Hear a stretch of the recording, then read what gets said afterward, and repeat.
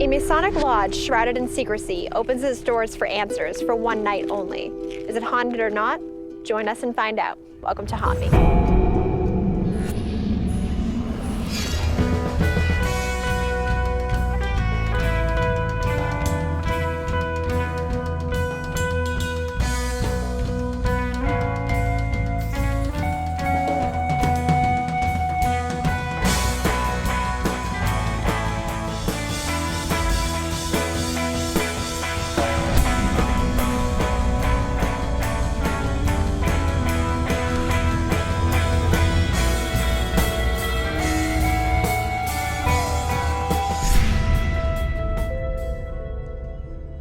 This five-story building in downtown Portland may look relatively mundane, but inside its doors there are a vast amount of age-old secrets being protected from the masses. This is Portland's Masonic Temple. The Freemason tradition is one that goes back hundreds of years and has always been shrouded in mystery to outsiders. However, until now, no one has been inside the Masonic Temple. Haunt Me has been invited inside tonight for what will truly be a groundbreaking investigation.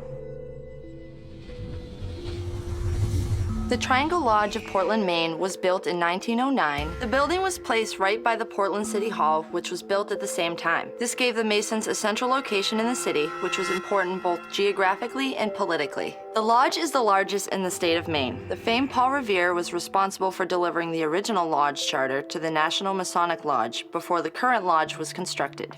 The Masonic building holds 4 different Masonic branches: Portland Masonic Council No. 4, the Blue Lodge, the Knights Templar, and the Scottish Rite. There's also a large Civil War library upstairs, which is one of the few areas open to the public. Because Katie can't be here tonight, we've asked Jen and Deb to join us for this investigation to help us uncover the possible spirits that may be dwelling in the already mysterious Masonic Lodge.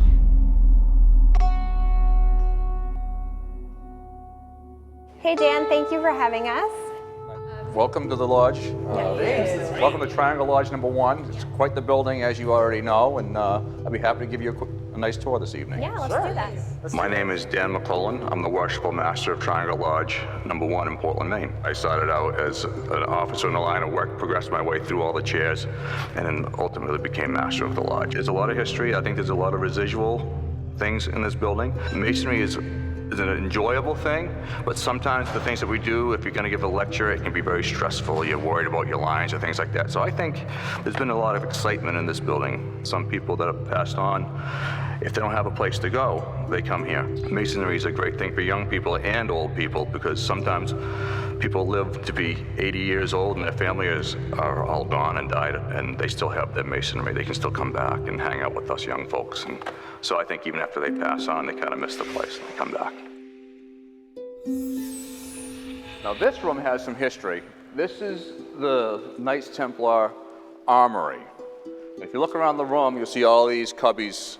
Every person that's Knights Templar gets their own little locker in here where you keep your swords and things like that in case you don't want to bring them home with you. They allowed me to try on one of the official Masonic suits, and it was just really cool. I mean, between wearing like a 200-year-old suit and getting to sit in the master throne, I mean, it was just super cool.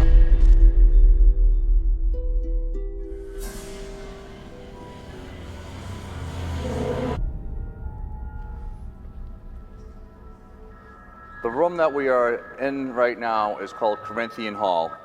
Corinthian is one of the orders in architecture. As you see, we have the great pillars. We have this organ here that was the second largest in the state of Maine, if not probably the largest. The only person that may rival it is the city halls, and theirs is broken right now. So they've been kind of borrowing ours temporarily. So that's functioning currently? Yes, it is. So in a sense, we're organ donors right now. I had to get that one in there. I cannot believe we got access to this place tonight. It is ancient, so I love that. The architecture is phenomenal, and there's so much lore that goes into here. I literally couldn't be happier. St. John the Baptist, you can always tell because St. John the Baptist and all the religious art always points towards the heaven. And over here we have St. John the Evangelist. And one thing in architecture and masonry, there's always some sort of significance. And in here you see that Augustus Slaughterback must have had quite the ego, because he's literally heads and shoulders higher than the two saints to the left. and right of him. So that there says something in itself, just the way he's positioned in Yeah, this lodge. someone was telling me earlier, everything from the color to the rug to the floor, the corners of the room, everything has a meaning. Everything. Yes, that's correct. The rooms are huge. Everything is so old. There's so much history here. And I love that everything has a meaning. I can't stop looking around. So this is the room that you experienced the tapping on your Yes, this is the room. I can't go into too much detail because Masons have the secrets, but this is where we do our typical, your Blue Lodge work. You have your east, you've got your west and your south, and hardly anybody sits in the north. But this is where the Master Lodge, me, I'm the worshipful master, I reside in this chair here and see over my lodge. And we hold our events here. When you're elected master of the lodge, it's a really big thing, so it's kind of weighs heavy on you at first. And I remember I was sitting in the master's chair in the big Corinthian Hall, just soaking it all in, and I was all by myself. And I swear I got a tap on the back saying it's gonna be okay. Basically, lodges are designed after temples, and the first temple that was ever originated was basically Solomon's temple. And after they escaped from the desert after years of, the first temple they built was from east to west. And in the Eastern religions, and whether this particular temple was first built, the sun was so low to the ecliptic that it hardly ever touched the north because of where they were on the planet and the seasons, the way the sun shone. It hardly ever touched the north in the area where the first temple was built. So we still use the north area. It's a dark area. We don't do any work over there. I'm really excited to be in this lodge. It seems like it's a secret place that people don't get to come, especially women. So to be investigating here tonight is really exciting. This is the Scottish Rite. Now, just soak this in for a minute. Look around. Yeah. Oh my gosh. How do the rooms keep getting cooler? I know. Is what I want to know. So that's the balcony that Keith said he has feelings about. My name's Keith Cook. I'm a building manager of the lodge. I became a Mason because of the history of it, just the backgrounds, the mysteries of the whole thing intrigued me. I would say that even if I don't feel it, they're probably still there watching me. Without a doubt, we have a lot of spirits here. We do a lot of ritual in Freemasonry, and there's a cadence to it. And you want to talk about neat architecture, that you're supposed to also do it at a certain rhythm or at a certain speed. These rooms, especially the room upstairs, there's an echo in that room that if you talk too fast or too slow, they don't understand what you're saying. Wow. Was that planned? It's planned. That is planned. So you just think about how they sat down at the drawing board and figured that out. I'm thrilled to be in the lodge. I've always been interested in the Masonic culture, and so to be here and experience it firsthand is just really exciting. As we go into tonight's investigation, we have a lot to keep in mind. Yeah, each floor of this building seems to have some sort of story attached to it, and the location has the potential to be very active. The experiences that Keith has shared with us are definitely interesting, and he also has video to back them up. Haunt Me gives a pre-rate score to the Portland Masonic Temple of 4. We're going to try to gather as much information and evidence as possible and see how it compares to the Masonic claims. Tonight, as we venture through the many halls of the Masonic Lodge, we have to be sure to stick close to Keith and Dan. The major rule tonight is that we have to be chaperoned by Masons wherever we go. Okay, so Sean, Ty, and Deb are going to be on one team together. Yes!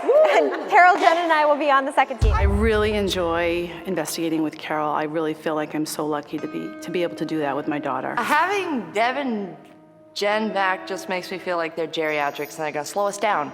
Well, you guys, this place is great, and I'm really excited. I think we should get moving. Yeah, Yeah? All right. Don't read anything too secret, though. Okay, Ty, we're looking at you. What is up with you tonight? All right, let's go.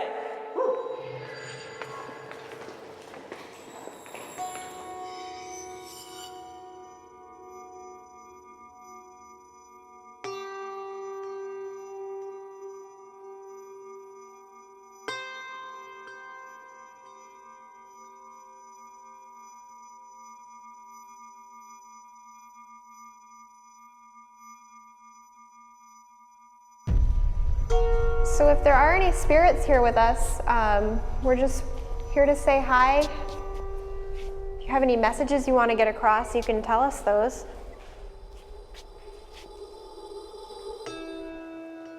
So right now we're gonna split up and do a K2 sweep, and basically we're just looking for any electricity coming out of anywhere. So if these do go off, we'll know if we're standing near something. And if we're not and they go off, then we might have some paranormal activity. So.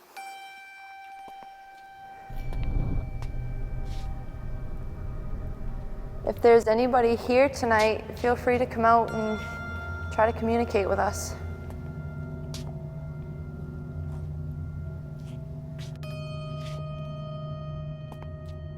And that was really sweet what he said about I won't let anything hurt you. So what do you guys think about that corner down there? That corner on the left is where I keep going to. I can't. The one with the piano. I can't go down there. I can't go all the way into that corner. Let's all go together. Okay, we'll go together. Yeah. I feel the same way that as soon as we came in, that's where it was. I couldn't go there. So there's a corner back here where there's a piano, and we all keep getting a weird vibe over there, so.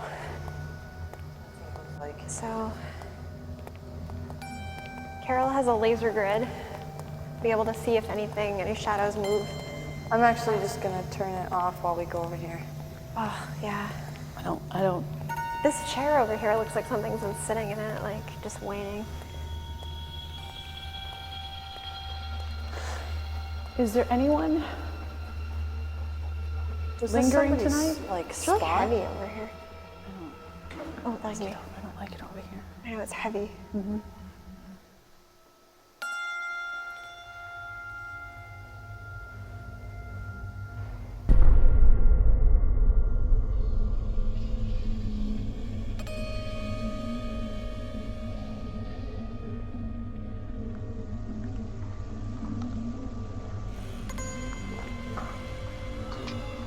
Are you a Freemason?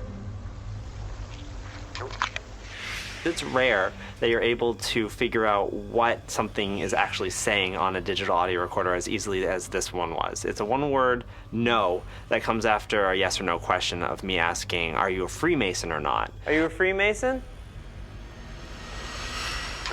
And I think that's pretty interesting that something would respond with no in a building that's exclusively Freemasons.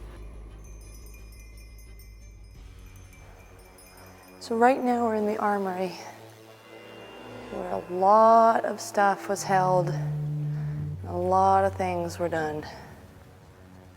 A lot of history in this room.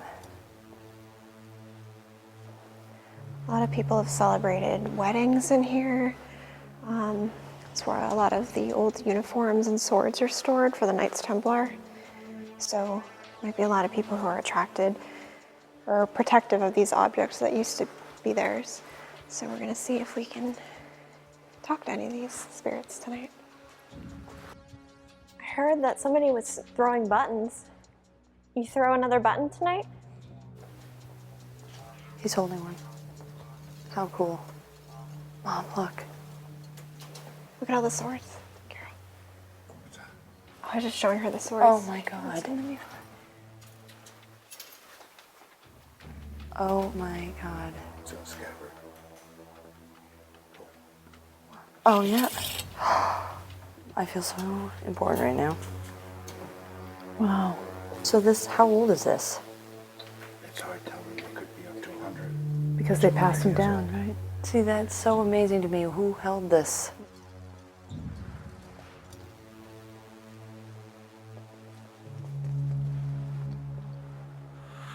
Is that a pearl? Mm-hmm.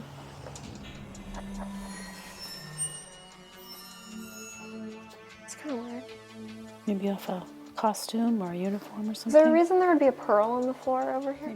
I looked down and I saw a little pearl, and I didn't know what that had to do with anything, so I just pointed it out. As I was giving my interview earlier, behind the cameraman, one of the Haunt Me crew members found another pearl, and it was in the hallway. We actually had a waitress had a button thrown from the balcony up top there on and hit her back. Nobody was up there. A couple of us wandered up to the Eastern Star Lodge that's now vacant. Eastern Star is basically a thing for the wives of the Masons to get involved in Masonry on. It's kind of like, it's like Freemasonry for women. It was going off? I was holding the EVP sensor in my hand. I didn't realize it didn't have an audible to it. I looked down, it was just flashing. I said, is this supposed to be doing this? There we go. Can you drop it to the floor real quick? See if it's a wire. No. Okay. Is there someone standing in the middle of us? If there's someone standing in the middle of us, can you touch this light again, just like you did? Whoa. Okay, this is where we should have been. There's something that ran across the doorway, and I don't usually see stuff like that. It was flickering up to orange in a question and answer period that was very brief because it seemed like whatever was there was frustrated that we were there. Do you mind us being in here this evening? If you want us to leave, can you light that up really bright? Thank you. I saw another shadow. This is the room we should have been in. That was the one room they said we probably wouldn't go in. That, coupled with the fact that two men actually went into a room that an Eastern Star probably inhabited, may have startled somebody.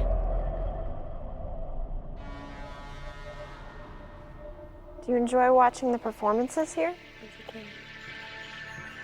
What? Oh, he's getting K2 hits. If that's you, keep on doing it. We're not trying to scare you. We had some really good K2 activity. We were hearing different noises. Oh, there you go. Come on.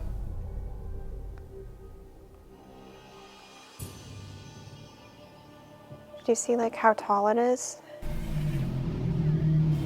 Look at, I love that this is irregular. That makes me feel better. A little taller than you, Carol, slightly. Are you a man? If you're... Whoa, Did you see the red? Yeah, it just went to red. Did you see the red, Keith? Yeah. Good job. I'm gonna ask one more time just in case. Are you a man? Are you seeing that? Yep, it's going right to red. Good job. I'm gonna take, look at that. Wow.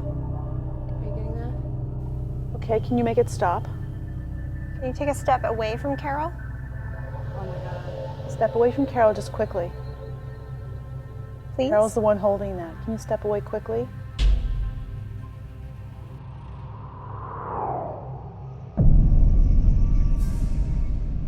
Okay, if anyone can hear me, please come on in to Corinthian Hall to talk to us. We got a lot to talk about tonight. Your leader's here with us. You don't mind saying hello? He's sitting in his chair.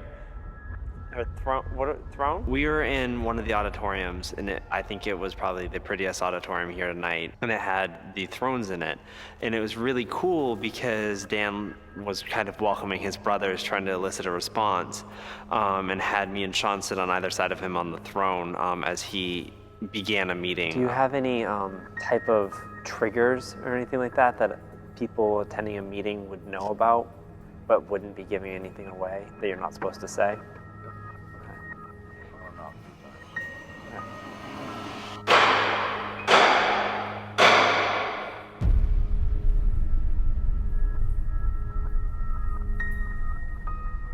Is there anyone out there in the west or south tonight that wants to speak with us?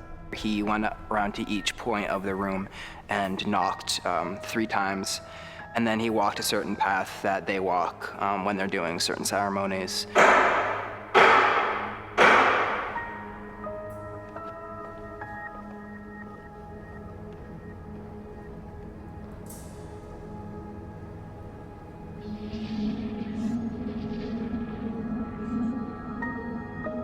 Even though we didn't get any direct feedback at that time, I still thought it was really cool and really eye-opening to be part of something like that.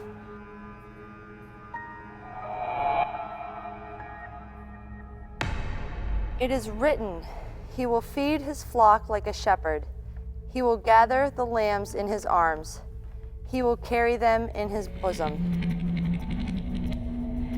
Who's in here with us?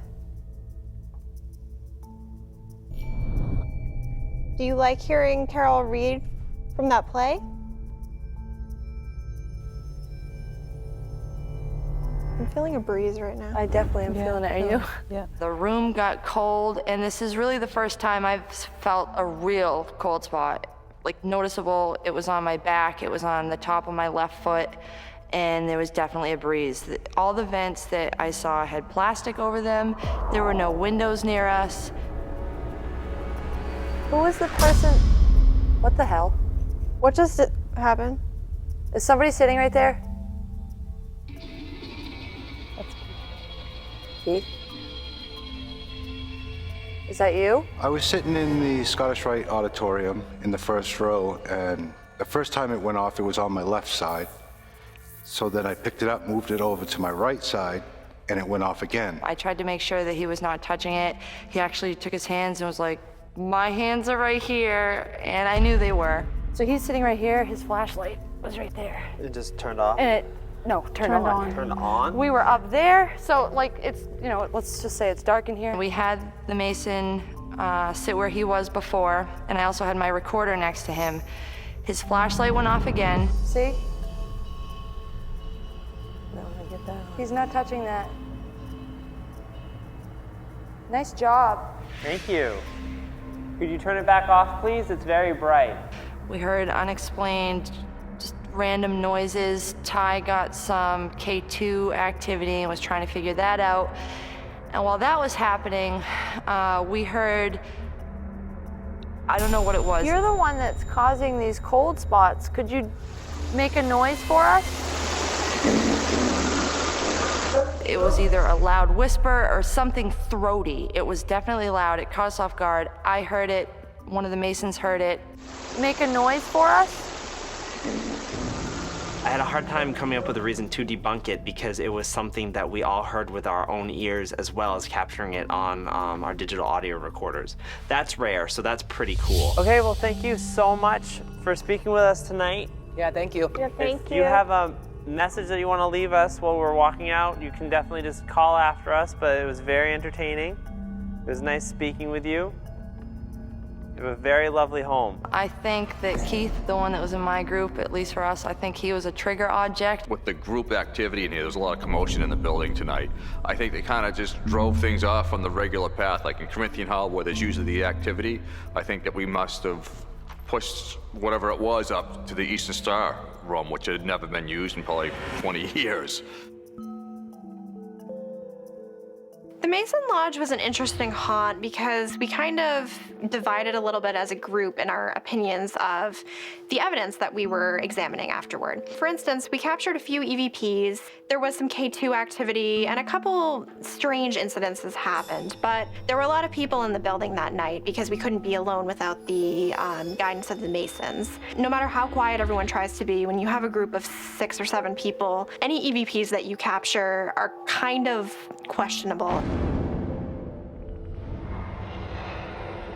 Our team collaborated, and after reviewing the evidence at such a large venue as the Masonic Lodge, we decided to give it a 4.